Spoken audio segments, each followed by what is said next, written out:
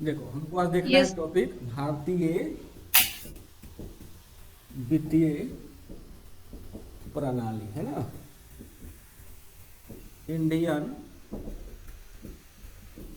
Financial system. देखो ये topic ना, इससे यूपीएससी के पीटी में हर साल 2-3 क्वेश्चन पूछा जाता है कई पेपर को जोड़ करके, है ना। देखो अभी क्या है कि वित्तीय प्रणाली के विषय में हम लोग डिस्कस करते हैं। तो वित्तीय प्रणाली में हमने आपको बताया था क्या होता है। वित्तीय प्रणाली के भारत में 2 फॉर्म होते हैं। क्या होते हैं? 2 फॉर्म होते हैं। एक कौन सा होता है? एक होता है मुद्रा बाजार, जिसको कि बोलते हैं मनी मार्केट, ठीक है। और एक होता है पूंजी बाजार, ठीक है। इसको हम लोग बोलते हैं कैपिटल मार्केट। यहां ध्यान दीजिएगा, दोनों में मुद्रा और पूंजी की यदि बात करते हैं, दोनों किसकी बात करता है? दोनों बात करता है धन का, यानी फाइनेंस का ही बात करता है। दोनों में कुछ अंतर होता है। अंतर क्या होता है? देखो ध्यान से, यदि हमसे पूछा जाएगा कि what is meant by money market and what is meant by capital market, तो इसमें एक ही अंतर होता है। देखो ध्यान से, जो मनी मार्केट होता है तो एक प्रकार का ऐसा पूंजी का वेग होता है, पूंजी का ऐसा क्या होता है, संस्थान होता है या सिस्टम होता है, जिसमें कि शॉर्ट टर्म के लिए लोन दिया जाता है, लोन लिया जाता है। दोनों टर्म होते हैं। हमने क्या बताया कि मुद्रा बाजार क्या होता है कि धन का लेन देन का एक ऐसा बाजार होता है या ऐसा व्यापार होता है जिसमें लघु अवधि के लिए, अर्थात 1 वर्ष से कम अवधि तक के लिए क्या कहता है, लोन की गतिविधियां संचालित होती है ना। लिख लो, वैसा बाजार जिसमें 1 वर्ष से कम अवधि के लिए ऋणों का लेन देन होता है।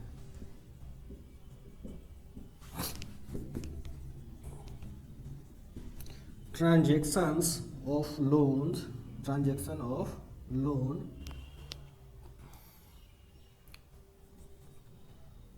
फॉर अंडर 1 ईयर, ठीक। अब देखो सिंपल सी बात है कि जिस भी मुद्रा बाजार में या जिस भी मार्केट में पैसे का लेन देन 1 वर्ष से कम अवधि के लिए होगा, वह किस में चला आएगा? वह आ जाएगा मुद्रा बाजार में। और हमारे भारत में जितना भी मुद्रा बाजार है, अभी पढ़ेंगे कितने टाइप्स के होते हैं, ये सारे के सारे मुद्रा बाजार किससे कंट्रोल होते हैं? कंट्रोल्ड बाय आरबीआई से। यहाँ ध्यान रखिएगा, मुद्रा बाजार चाहे हमारे भारत का हो या फिर विदेश का हो, वो वहाँ की केंद्रीय बैंक के द्वारा क्या किया जाता है? नियंत्रित किया जाता है। अब देखो पूंजी बाजार, तो पूंजी बाजार का यहाँ का मतलब मोटा मोटी आप ये समझ लो, एक प्रकार का क्या, शेयर बाजार। हम समझने के लिए बोल रहे हैं, मानने के लिए नहीं बोल रहे हैं, अंतर होता है दोनों में।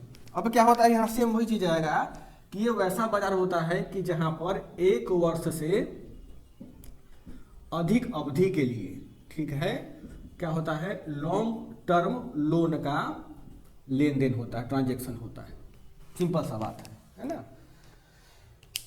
ठीक है। यानी मुद्रा बाजार क्या होता है? धन का अल्पकालिक बाजार होता है, यानी क्या होता है कि धन का शॉर्ट टर्म बाजार होता है, मार्केट होता है। और जो पूंजी बाजार होता है, वह पूंजी बाजार किसी भी फाइनेंस का, किसी भी मनी का क्या होता है, हल्का लॉन्ग टर्म मार्केट होता है, या लॉन्ग टर्म क्या होता है, एक सिस्टम होता है, ठीक है। और हमारे मार्केट में, भारतीय मार्केट में जो भी कैपिटल मार्केट होता है, इस कैपिटल मार्केट को भारत सरकार की एक एजेंसी है सेबी, और सेबी के द्वारा क्या होता है, कंट्रोल होता है। यहाँ ध्यान रखिएगा, सेबी में सिंपल सा पढ़ना है कि सेबी का स्थापना कब हुआ, इसका क्या क्या फंक्शन होता है। तो इसको, ये यूपीएससी के लिए ज़्यादा महत्वपूर्ण है, तो इसको हम लोग इसको भी पढ़ेंगे, लेकिन ज़्यादा फोकस हम किस पे करते हैं, आरबीआई पर करते हैं, ठीक है। तो ये दोनों को समझिएगा, ये दोनों समझ में आ गया, कोई दिक्कत नहीं होगा इसमें। अब हम ये समझने का प्रयास करते हैं, देखो इसमें हम पढ़ेंगे क्या, जो हमारे point examination point of view से इंपॉर्टेंट होता है। सबसे पहले हम यह समझने का प्रयास करते हैं कि आखिर एक वर्ड यूज किया जाता है, उस वर्ड का नाम है वित्तीय प्रणाली, ठीक है। यानी जो हमारे पास में फाइनेंशियल सिस्टम होता है, उस फाइनेंशियल सिस्टम को यदि हमको डिफाइन करने के लिए बोला जाएगा तो कैसे डिफाइन करेंगे? कोई आदमी गेस करके बता सकता है? बताओ तो आकाश। वित्तीय प्रणाली क्या होता है? सिंपल सा बात है, एक प्रकार का ऐसा समूह होता है, ठीक है। समूह का मतलब क्या हो गया यहाँ पर? ग्रुप। यानी financial system is a type of group. वित्तीय प्रणाली क्या है स्तुति? एक प्रकार का समूह है जिसमें बैंक आ गया, आरबीआई वाला, बीमा कंपनी पूंजी में आ गया,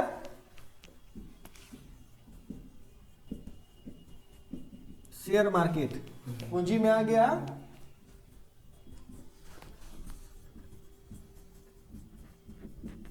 तथा अन्य वित्तीय संस्थान। अन्य वित्तीय संस्थान का मतलब क्या होता है? नॉन बैंकिंग फाइनेंशियल कंपनीज होता है ना, एनबीएफसी हम लोग पढ़ते हैं, एनबीएफसी। फिर से समझो ध्यान से, वित्तीय प्रणाली क्या होता है? वित्तीय प्रणाली किसी भी अर्थव्यवस्था में एक ऐसा समूह होता है जिसमें बैंक, सार्वजनिक बैंक और निजी बैंक दोनों चला जाएगा, जिसमें कि बैंक, बीमा कंपनियां, शेयर बाजार तथा अन्य वित्तीय संस्थान यानी वित्तीय कंपनियां धन का आदान प्रदान करता है। क्या करता है? धन का। यहां पर धन का मतलब क्या हो जाता है? धन का मतलब यहां पर हो जाएगा रूपी, पैसा। क्या करता है? धन का आदान प्रदान करता है।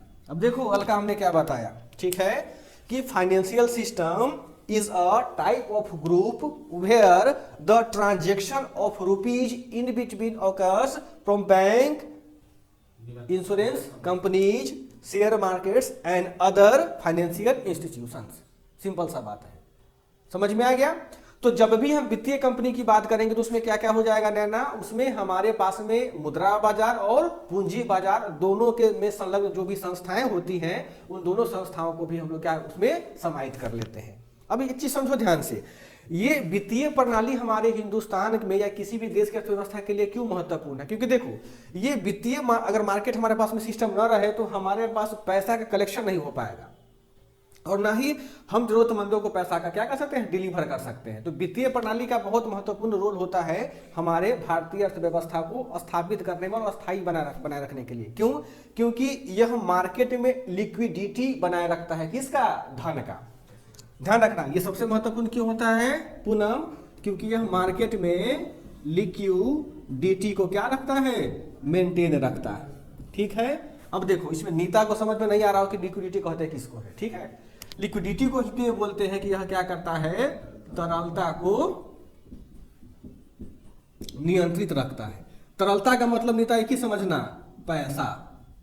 यानी न पैसा को मार्केट में ज्यादा जाने देता है न मार्केट में ज्यादा आने देता है। ठीक है, अगर ज्यादा जाता है तो कंपनियां क्या करती है? तरलता को सोख लेती है। पढ़ेंगे उसको टर्म को आरबीआई वाले बोर्ड में।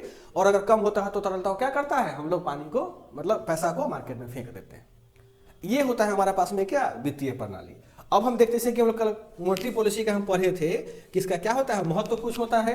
तो अब हम इसमें देखेंगे कि वित्तीय प्रणाली जो होती है, इस वित्तीय प्रणाली का इंपॉर्टेंस क्या है इंडिया इकोनॉमिकल सिनेरियो। ठीक है बच्चों, देखो हिंदी मीडियम के बच्चे आप लोग है ना, तो अंग्रेजी भी लिखो, क्योंकि इकोनॉमी बिना अंग्रेजी का समझ में अगर नहीं करेगा आपको, है ना। देखो सबसे पहला वो इसका काम महत्व क्यों होता है कि वित्तीय प्रणाली हमारी अर्थव्यवस्था में फंड तरलता को क्या करता है? प्रदान करता है, यानी टू प्रोवाइड फंड्स लिक्विडिटी। इसको समझाते हैं क्या है, देखो ध्यान से।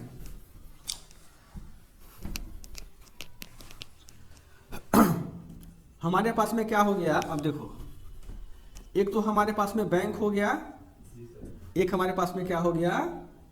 शेयर मार्केट हो गया या फिर पूंजी बाजार हो गया। ठीक है, देखो ये दो चीजें जो होती हैं, दो समूह होता है, वो क्या होता है पूनम?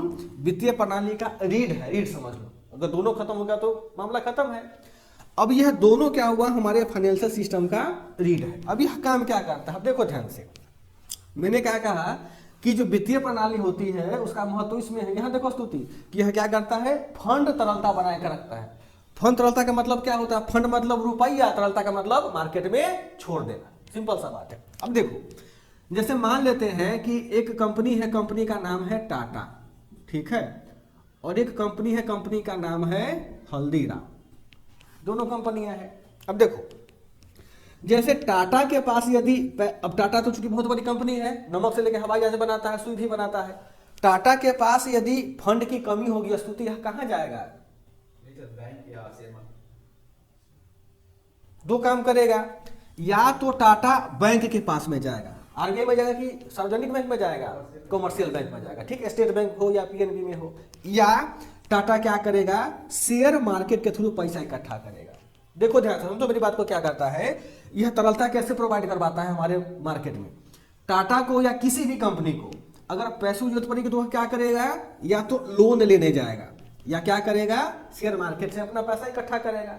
अब देखो शेयर, अगर बैंक से लोन लेने गया तो बैंक मना कर दिया, बोला कि हम तुमको हम लोन नहीं देंगे, ठीक है। अब चूंकि दोनों कंपनियां पर इसको तो बिजनेस करना है तो पैसा कहां से लाएगा ये, तब ये क्या करता है, तब ये बॉन्ड जारी करता है। क्या करता है, बॉन्ड जारी करता है। कहां, शेयर मार्केट में। कुछ दिन पहले देखे होइएगा जो पेटीएम है ना, पेटीएम का भी शेयर मार्केट में लिस्टेड होगा तो उसका भी बॉन्ड जारी किया गया था, 10 रुपए में 20 रुपए में परचेज करता था। अब जैसे मान लो कि टाटा को 1 लाख रुपया का क्या है, जरूरत है, क्या है, 1 लाख रुपए की जरूरत हो गया, किसको, टाटा को या हल्दीराम को, किसी भी कंपनी को हो सकता है। अब ये क्या करेगा, 10-10 रुपये का 10,000 बॉन्ड जारी कर दिया। बॉन्ड का मतलब ये समझ लो कि 10 क्या शेयर जारी कर दिया। अब यह क्या करेगा कि 10 बॉन्ड कहाँ फेंक दिया, शेयर मार्केट में फेंक दिया। और जो शेयर मार्केट में बच्चा लोग व्यापार करता है, जैसे बहुत सारे यंगस्टर है ना व्यापार करता है मार्केट में, अब उसको क्या किया, परचेज कर लिया। अब इसमें बेनिफिट क्या होता है, देखो जैसे हमने क्या किया, हमने टाटा को कर्ज नहीं दिया, हमने क्या किया, टाटा की कंपनी में इन्वेस्टमेंट किया। हम क्या कहलाएंगे, इन्वेस्टर कहलाएंगे। बात समझ में आ गया। अब देखो हमने टाटा को जोड़ा था पैसा का, तो हमने क्या किया, इन्वेस्ट के माध्यम से टाटा ने क्या किया, पैसा इकट्ठा कर लिया, लाख रुपए। और जब टाटा बिजनेस करके व्यापार करके प्रॉफिट कमाएगी तो सबको बराबर भागों में बांटेगा, लॉस करेगा तो सबको बराबर भाग में लॉस होगा। तो अब देखो लॉस हुआ फिर भी है शेयर वाला साथ में है, प्रॉफिट हुआ फिर भी है सबके साथ में है। तो ट्रेडिंग के माध्यम से, चाहे वो बैंक के माध्यम से हो या शेयर मार्केट के माध्यम से हो, कोई भी कंपनी या कोई भी वित्तीय संस्थान क्या करता है, फंड की लिक्विडिटी को मार्केट में बना करके रखता है ना। तो पहला इसका यही एग्जांपल हो गया। ये किसमें कंफ्यूजन किसी बच्चे को। दूसरा महत्व इसलिए वित्तीय प्रणाली का होता है कि यह क्या करता है, बचत प्रसार करता है ना, टू एक्सपेंशन ऑफ सेविंग्स। ये सबसे महत्वपूर्ण होता है, ये सबसे क्या होता है, महत्वपूर्ण होता है। बचत यानी वित्तीय प्रणाली, हमारे भारतीय अर्थव्यवस्था में जो वित्तीय प्रणाली होता है वो क्या करता है, बचत का प्रसार करता है। बचत का मतलब क्या होता है, सेविंग। क्या मतलब होता है, सेविंग। अब जरा बताओ सेविंग कैसे हो सकता है, या तो मनी के फॉर्म में होगा या गोल्ड के फॉर्म में होगा। सरकार दो ही को ना बोलती है, हीरा को तो नहीं मानता है सेविंग। अब देखो बचत प्रसार करेगा। अब देखिएगा कि बहुत हमारे हिंदुस्तान में या बहुत सारे लोग ऐसे हैं कि बैंक में कुछ ना कुछ क्या रखता है, सेविंग रखता है, 1 लाख हो 10,000 जो भी जिनका जितना हैसियत होती है उस हिसाब से।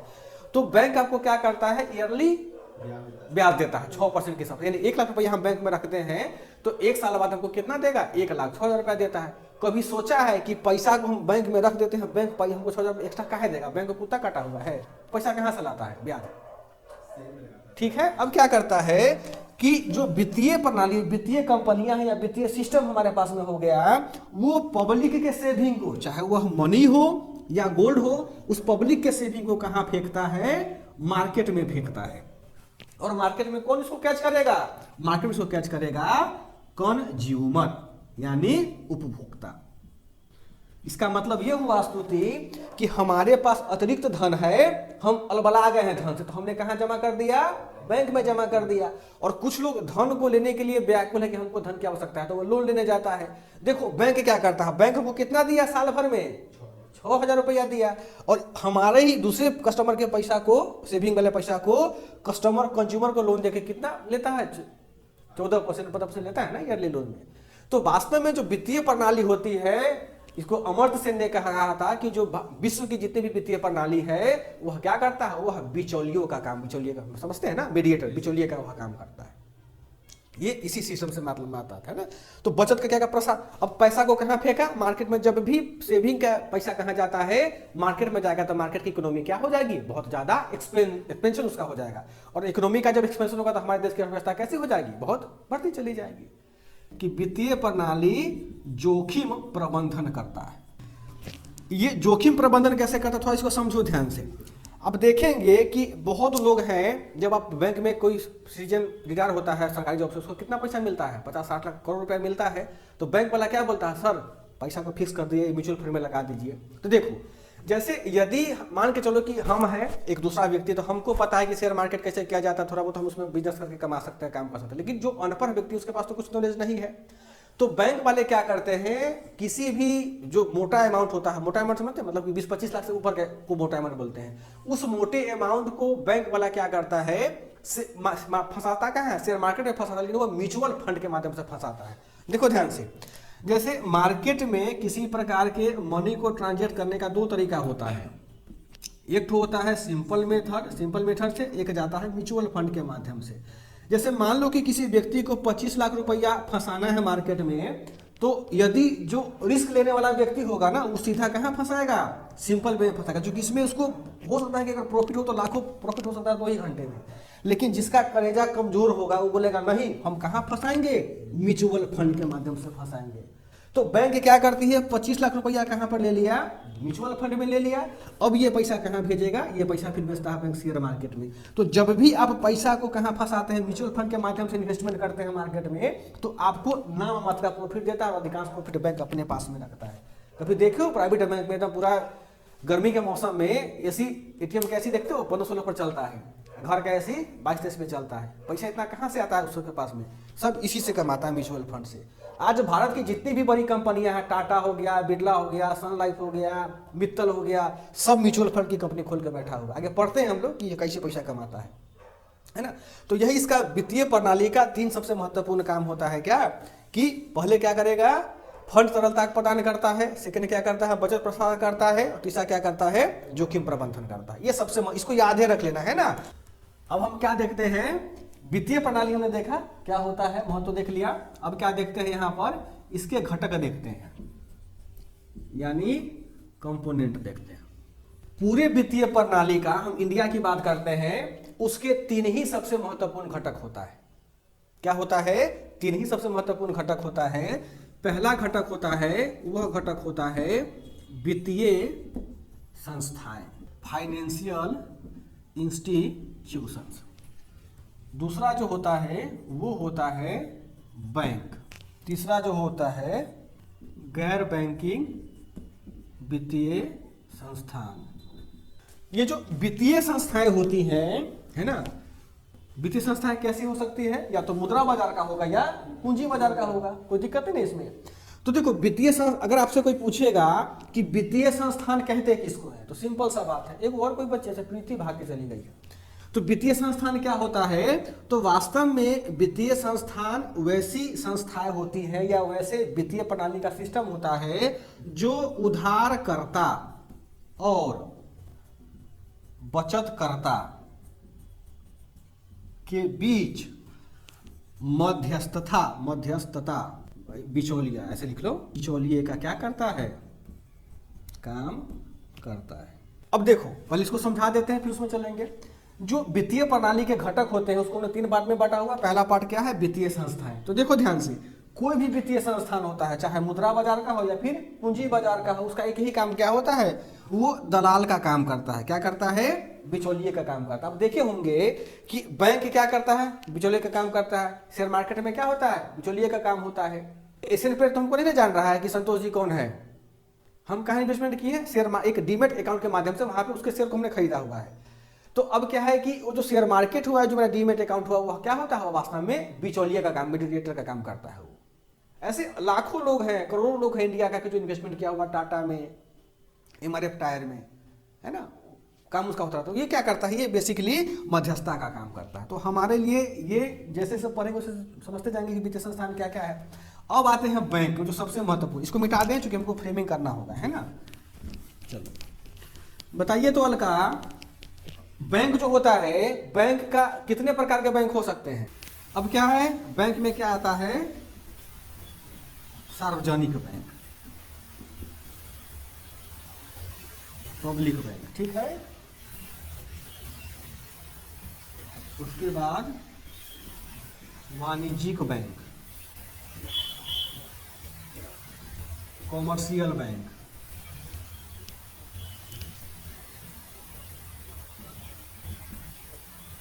केंद्रीय बैंक, सेंट्रल बैंक,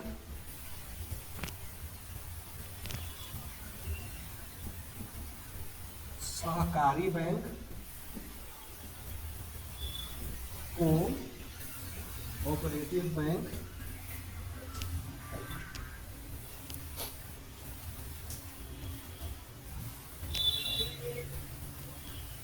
यहाँ दिख रहा है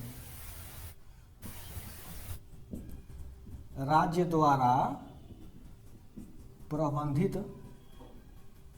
सहकारी बैंक, और एक और होता है राज्य द्वारा प्रबंधित भूमि विकास बैंक।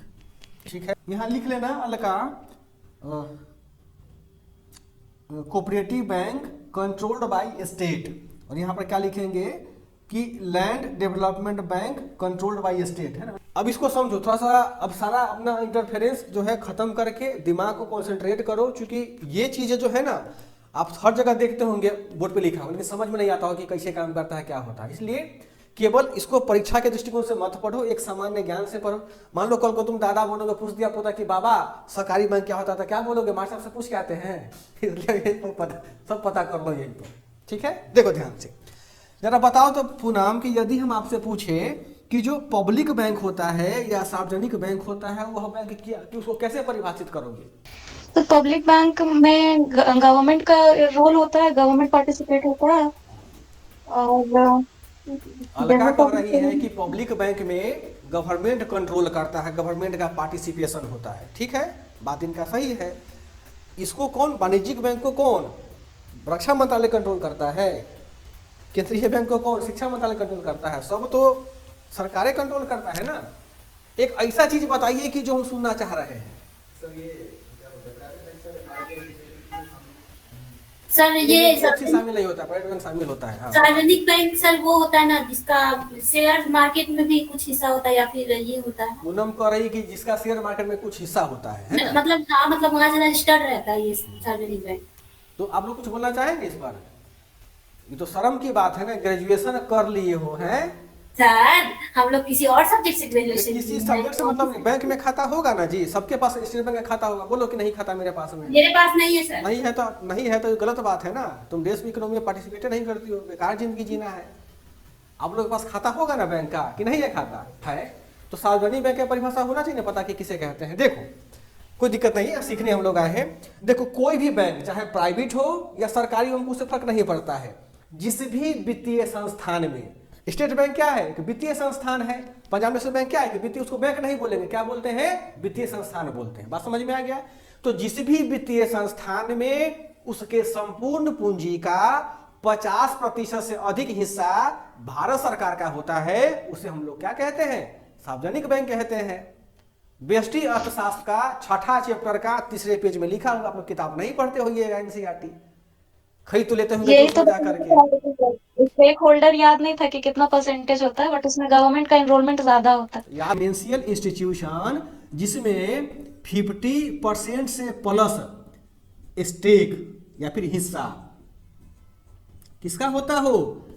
भारत सरकार का होता हो, तो उसको हम लोग क्या बोलते हैं? सार्वजनिक बैंक बोलते हैं। अभी की बात बताओ तो जयप्रकाश भाई, 50% से अधिक हिस्सा तो भारत सरकार का, तो सार्वजनिक मतलब क्या? सब के लिए। काहे बोलते हैं सार्वजनिक?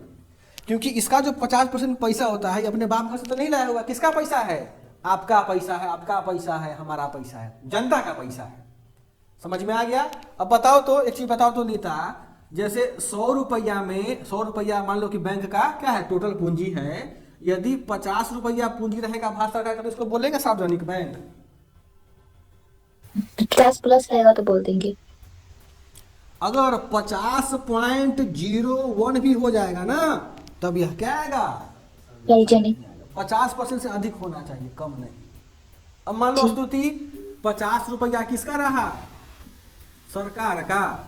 अब 50 रुपया किसका रहा? इसका, मतलब किसी प्राइवेट का। इसको कौन सा बैंक बोलेंगे? Private sector bank. Private sector bank बोलते हैं। ठीक है, बैंक के बेसिकली दो कैटेगरी में डिफरेंशिएट करते हैं, पब्लिक सेक्टर और प्राइवेट सेक्टर बैंक। बताओ, ये तो मामला फंस गया। कुछ गेस करो, 50% अगर वो भारत सरकार का हो और 50% इसका हो तो क्या होगा? ये इसको एक अलग बैंक बोला जाता है, इसको बोला जाता है प्रायोजित बैंक,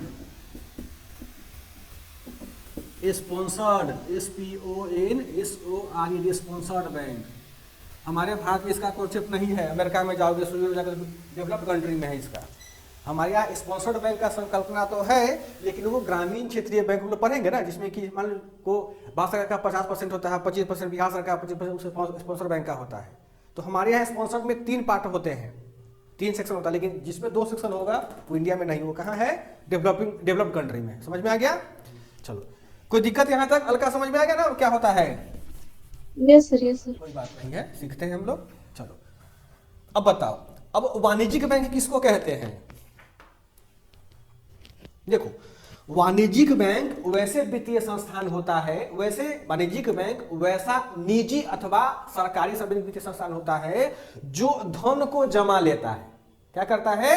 धन को जमा लेता है और उधारकर्ता को ऋण देता है। इसका 2 काम होता है। ये क्या हो सकता है बच्चों? ये या तो प्राइवेट भी हो सकता है या गवर्नमेंट भी हो सकता है। तो वैसा निजी अथवा सरकारी बैंक जो 2 काम करेगा, क्या करेगा? धन जमा स्वीकार करेगा, स्वीकार करता है, और क्या होता है? उधारकर्ता को लोन देता है। उधारकर्ता को क्या देता है बच्चों? लोन देता है ना? तो जो भी बैंक इस 2 प्रकार की क्रिया करता है उसको हम लोग क्या बोलते हैं? उसको हम लोग वाणिज्यिक बैंक बोलते हैं। अभी के बाद बताओ तो स्तुति, क्या सार्वजनिक बैंक वाणिज्यिक बैंक का उदाहरण हो सकता है? बिल्कुल हो सकता है ना। जैसे कि स्टेट बैंक हो गया, धन जमा स्वीकार करता है ना, हम लोग जमा करते हैं, लोन भी हमको देता है। तो ध्यान रखना, जितने भी सार्वजनिक बैंक होते हैं वो सारे सार्वजनिक बैंक कॉमर्शियल बैंक के क्या होते हैं? एग्जाम्पल होते हैं। और भारत में कितने कॉमर्शियल बैंक है टोटल अभी वर्तमान में? 12। ध्यान रखना, उसको मर्ज किया गया है ना, देना को लेना बैंक में, लेना को फेना बैंक में। आज का सिस्टम यही चल रहा है मर्जिंग करने का। तो 12 कॉमर्शियल बैंक हमारे पास में, समझी नहीं था? तो जितने भी 12 कॉमर्शियल बैंक हमारे पास में है, सार्वजनिक बैंक है, वो किसके एग्जाम्पल हो सकते हैं? कॉमर्शियल बैंक के एग्जाम्पल हो सकते हैं। अभी की बात बताओ, HDFC जो है ना, वो उसको कॉमर्शियल बैंक हम बोलते हैं? अलका बताओ तो, बोल सकते हैं? बिल्कुल बोल सकते हैं। कैसे बोलेंगे? हाँ, HDFC को बोल सकते हैं ना। कैसे बोल सकते हैं? क्योंकि वो HDFC बैंक धन जमा स्वीकार करता है, लोन भी हमको देता है, तो और वो प्राइवेट बैंक है ना, ठीक है? जी। तो कोई भी बैंक हो, प्राइवेट बैंक क्यों ना हो, लेकिन अगर वो 2 काम करता है तो वो क्या होता है? कॉमर्शियल बैंक कहलाता है। अब जरा बताओ, जैसे एक तो बैंक आजकल चलता है, उज्ज्वल बैंक, फीनो बैंक, कुछ मिलता होगा आप लोगों को, बंधन बैंक, क्या ये सब वाणिज्यिक बैंक है? क्यों नहीं? जब वो भी तो धन स्वीकार करता है, वो भी तो क्या है? वो भी तो उधारकर्ता को लोन देता है। हाँ, ध्यान रखना कि जो भी RBI के अनुसूची 2 में शामिल होता हो, ध्यान रखिएगा। देखिए यहाँ लिख लेना नीचे में कि जो भी RBI एक्ट 1934, 35 में नहीं है, कितना है? 1934 का अधिनियम है, उसमें जो भी अनुसूची 2 में शामिल बैंक होता है वही बैंक कॉमर्शियल बैंक या सार्वजनिक वही बैंक क्या हो सकता है? कॉमर्शियल बैंक हो सकता है। और जितने भी स्मॉल फाइनेंशियल इंस्टीट्यूशन हैं, जैसे बंधन बैंक हो गया, फिनो बैंक हो गया, वो सब को कॉमर्शियल बैंक हम लोग नहीं बोलते हैं, जबकि वो धन जमा भी स्वीकार करता है और उधारकर्ता को लोन भी देता है। उसके लिए शर्त क्या होना चाहिए? कि अनुसूची 2 में उसका नाम होना चाहिए। ठीक है पूनम, नैना, नीता, आकाश, मिटाएं इसको। जी सर, मिटा दीजिए। कंफ्यूजन नहीं ना हो रहा है किसी चीज का? आगे बढ़े, चलो। अब देखो, अब हमारे पास में आता है केंद्रीय बैंक। क्या आता है हमारे पास में? केंद्रीय बैंक, कॉमर्शियल बैंक आता है। तो अब कॉमर्शियल बैंक बोलते, सॉरी, सेंट्रल बैंक होता है। तो सेंट्रल बैंक किसे कहते हैं बताओ? हर देश का अपना सेंट्रल बैंक होता है ना, तो सेंट्रल बैंक क्या होता है? सेंट्रल बैंक सर जो कॉमर्शियल बैंक उसको नियंत्रण करता है और सर मतलब जो भारत सरकार के साथ एजेंट के रूप में कार्य करता है। देखो ध्यान से, वो RBI करता है केंद्र बैंक के रूप में, सेंट्रल बैंक नहीं करता, दोनों में अंतर होता है। देखो केंद्रीय बैंक क्या होता है, किसी भी देश का जो सबसे सुपर बैंक होता है ना, उसी सुपर बैंक को हम लोग क्या बोलते हैं, केंद्रीय बैंक बोलते हैं। किसी भी देश का सुपर मतलब समझ में आ रहा है, सबके पिताजी, सुपर बैंक को हम लोग क्या बोलते हैं, केंद्रीय बैंक बोलते हैं। और केंद्रीय बैंक होने के लिए दो शर्त आवश्यक है, किसी भी देश का हो, चाहे भारत का हो, पाकिस्तान का हो या फिर अफगानिस्तान का हो। अगर केंद्रीय बैंक यह दो काम करता है तो ही उसको हम लोग क्या बोलते हैं, केंद्रीय बैंक बोलते हैं। एक काम हम लोग कल पढ़ाए थे कि जो भी फाइनेंशियल, आरबीआई क्या है, एक वित्तीय संस्थान है ना, जो भी फाइनेंशियल इंस्टीट्यूशन क्या करता है, अलका मॉनेटरी क्या बनाता हो, पॉलिसी बनाता हो। इसको हिंदी में क्या बोलते हैं, मौद्रिक नीति। ठीक है, कि जो भी वित्तीय संस्थान उस समूचे देश की अर्थव्यवस्था के लिए क्या बनाता हो, मॉनेटरी पॉलिसी बनाता हो, यानी मौद्रिक नीति बनाता हो, तथा जो other public bank, sorry other financial banking institution को, एफबीआई लिखना यहाँ पे है ना, लिख लेना, फाइनेंशियल बैंकिंग इंस्टीट्यूशन को क्या करता हो, कंट्रोल करता हो। ये दो काम जो संस्थान करेगा उसी को हम लोग क्या बोलते हैं, केंद्रीय बैंक बोलते हैं। और भारत में यह दो काम कौन करता है स्तुति, रिजर्व बैंक ऑफ इंडिया। इसीलिए भारत का केंद्रीय बैंक किसे कहते हैं, आरबीआई को कहते हैं। अब जरा सवाल को फिर से सुनो हमारी बात को ध्यान से। यदि इंटरव्यू में आपसे पूछ दिया जाता कि बताइए कि आरबीआई को भारत का केंद्रीय बैंक क्यों कहा जाता है, बात समझे, आरबीआई को भारत का केंद्रीय बैंक क्यों कहा जाता है, तो क्या जवाब देते पहले, सॉरी सर बोलना पड़ता, हकीकत तो यही है। अब क्या जवाब दोगे कि सर किसी भी देश का केंद्रीय बैंक दो महत्वपूर्ण काम होता है। पहला काम होता है उस देश की अर्थव्यवस्था के लिए मौद्रिक नीति बनाना, और अदर जो फाइनेंशियल बैंकिंग इंस्टीट्यूशन होता है उसके नियंत्रण करना। चूंकि भारत में यह काम आरबीआई के द्वारा किया जाता है, इसीलिए भारत में आरबीआई क्या है, केंद्रीय बैंक है। आ गया समझ में, कोई दिक्कत आपको अलका, नीता? सर दो रीजन है, पहला तो वो चेक्स एंड बैलेंस करता है सारे फाइनेंशियल बैंक के ऊपर पॉलिसीज, और दूसरा ये कि हमारे सेंट्रल गवर्नमेंट के लिए पॉलिसीज बनाता है, फाइनेंशियल पॉलिसीज। मतलब पढ़ा अभी तुरंत पढ़ा है, ताजा नहीं होता कि ताजा पढ़ा है, एकदम करेंट पढ़ा है, ताजा में गलती बोल दी अलका। हम बोले हैं कि सेंट्रल गवर्नमेंट के लिए ये पॉलिसी बनाता है, हमने क्या बताया सर था? मतलब इंडियन इकोनॉमिकल सिस्टम के लिए पॉलिसी बनाता है ये। यस सर, अंतर होता है दोनों में ना। पूनम सही बोली है थोड़ा हद तक, है ना। देखो सहकारी बैंक क्या होता है, यहाँ देखो ध्यान से। सहकारी बैंक वैसे वित्तीय संस्थान को कहते हैं जिसका प्रबंधन और जिसका वित्त नियमन है ना, ये लोगों के समूह के द्वारा किया जाता है। मेरी बात को फिर से सुनना। कोऑपरेटिव बैंक किसे कहते हैं हल्का, तो कोऑपरेटिव बैंक या सहकारी बैंक वैसे वित्तीय संस्थान को कहते हैं कि जिसका प्रबंधन और जिसका नियमन निजी व्यक्तियों के द्वारा एक समूह में किया जाता है, उसको हम लोग क्या कहते हैं, सहकारी बैंक कहते हैं। ठीक है, अब देखो ध्यान से, जैसे मान लेते हैं कि कोई ब्लॉक का नाम बताओ कोई आदमी, कोई भी ब्लॉक, भगवानपुर ब्लॉक, ठीक है, भगवानपुर ब्लॉक मुजफ्फरपुर का है, वैशाली, मुजफ्फरपुर में भगवानपुर ब्लॉक है, ठीक। तो वैशाली ब्लॉक भगवानपुर हो गया, तो इसका नाम हम क्या डालते हैं, भगवानपुर सहकारी बैंक लिमिटेड। देखिएगा कि सहकारी बैंक में ये वर्ड लिखा रहता है लिमिटेड, एलटीडी। लिमिटेड का क्या मतलब होता है, लिमिटेड का मतलब होता है कि उसमें प्राइवेट इन्वेस्टर समाया हुआ है। अब देखो अब क्या होगा, भगवानपुर सहकारी बैंक लिमिटेड, कोई भी नाम हो सकता है, जो भी जिस ब्लॉक का होगा, जिस गांव का नाम होगा। अब इसमें होता क्या है, देखो ये एक प्रकार का बैंक होता है, ठीक है। अब देखो जैसे यह बैंक हमारा हो गया, ये भगवानपुर वाला बैंक हो गया ये वाला। अब भगवानपुर में रहने वाले कुछ लोग इसमें क्या करेंगे, अलका पैसा को जमा करेंगे। मान लेते हैं कि भगवानपुर में 15 व्यक्ति ही हैं जो इसमें क्या कर रहे हैं, स्तुति, पैसा को जमा कर रहे हैं। तो इस बैंक में मालिक कौन होगा, ये 15 ही व्यक्ति होगा। यह बैंक लोन किसको देगा, इसी 15 व्यक्ति को लोन देगा। और इसका जो लोन चलता है ना सहकारी बैंक का, इसका लोन चलता है साप्ताहिक, 15 दिनांकिक, मासिक, त्रैमासिक। यानी सुनो, सहकारी बैंक वैसे वित्तीय संस्थान होता है जिसमें निजी व्यक्तियों के समूह के द्वारा प्रबंधन और नियमन किया जाता है तथा ये अपने सदस्य लोगों को ही क्या देता है, लोन देता है। और लोन कैसा देता है, अल्पकाल के लिए देता है, जिसको कि हम लोग गांव में बोलते हैं, देखोगे ना, एक समिति वर्ड सुनते होइएगा कि हमारी मम्मी लोग समिति में 500 रुपया जमा करती है, नहीं, हमारी माता जी भी जमा करती है 500 रुपये। कहते मम्मी क्या हो जाएगा, तो जमा सब लोग करा तो हम भी जमा कर देते हैं।